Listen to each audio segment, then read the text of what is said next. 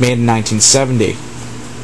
There's tons of little references throughout the entire thing. Even entire scenes are basically references not only to King Kong vs. Godzilla, but other films from the Godzilla series, like Mothra vs. Godzilla, Godzilla vs. Destroya, even Return of Godzilla made in 1984. There's just like tons of those references all over it.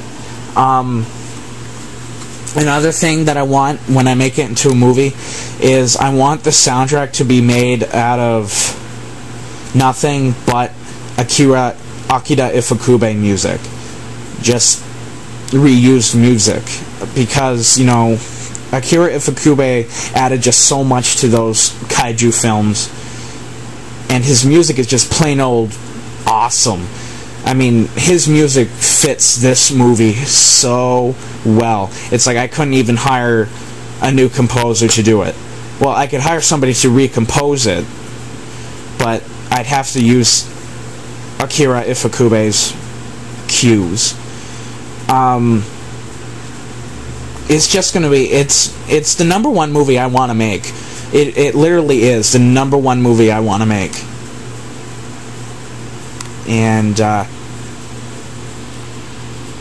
it's going to be fun. This book is going to be great. It's going to be long.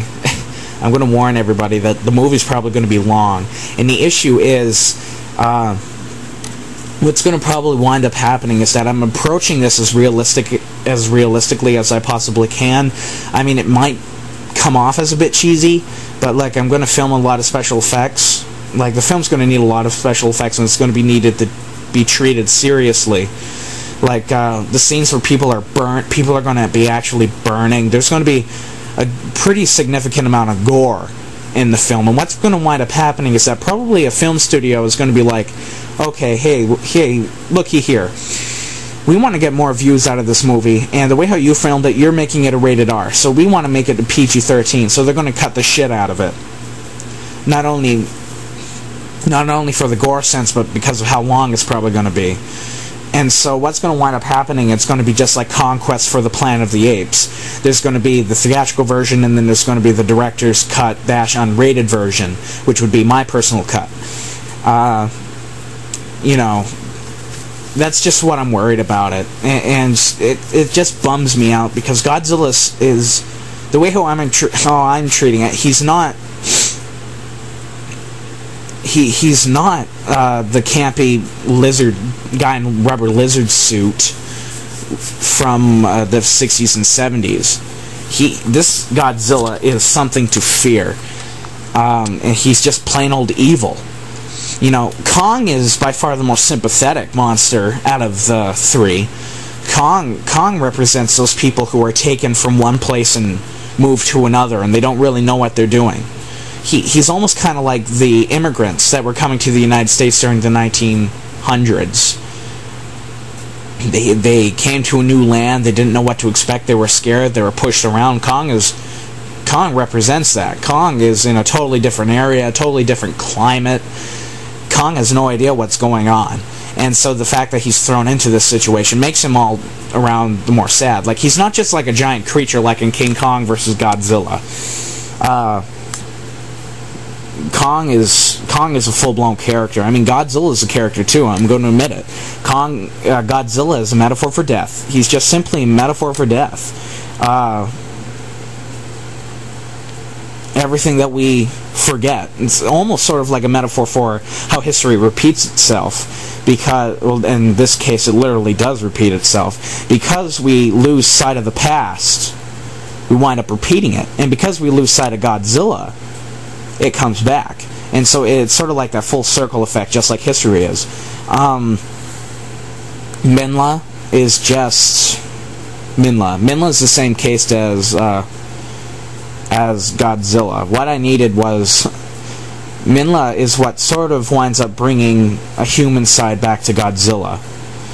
Godzilla isn't just a creature that just walks around randomly destroying things. Godzilla plots his tactics out.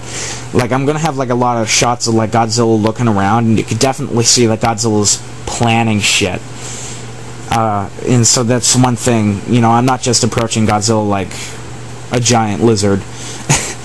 or like in the American version of King Kong versus Godzilla, his brain is about the size of a marble, so he acts on pure instinct. Godzilla is a smarter creature than a normal giant lizard.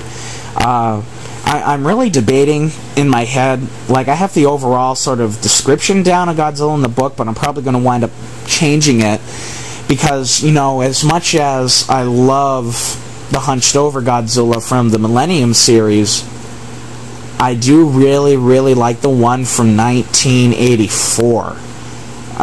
Godzilla was still upright, but yet he still looked dangerous, and he was just a monster to fear. His spikes, I'm not sure how large they're going to be. I think I'm going to plan on them being smaller than the ones on the Millennium series, but I think they're going to be bigger than the ones on the ones from the Showa era. So they're going to be a mixture of the two. And so I guess I'm probably going to wind up settling for a Godzilla that looks different, but yet the same from the ones in the 80s and the 90s. I'm going to have tons of fun with this. So I'm probably going to be posting more videos soon. I'm in the process of making another movie for Chopper Pilot 5. There will be more movies coming up more movie reviews coming up on Mr. Avatar 911. Sorry this is so long. It was just sort of worth it. I just needed a video to go out there, and I just wanted to tape my opinions on this. So, there I go. That's my Godzilla reboot kind of deal, the movie that I want to make. And I'm really looking forward to posting it on YouTube and seeing what you guys think of it. Alright, so this is Adam Noyes for Mr. Avatar 911-Chopper Pilot 5, signing out.